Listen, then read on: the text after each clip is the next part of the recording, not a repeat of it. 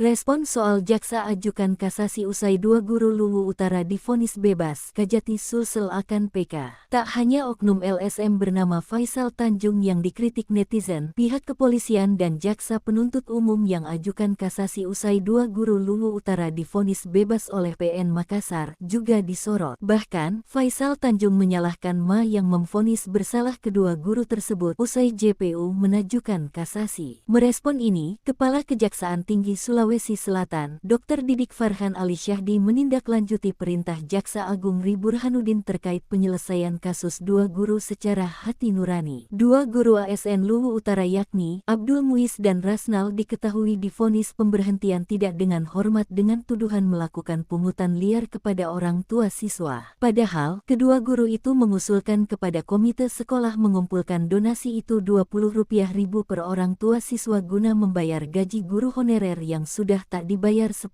bulan pada 2018.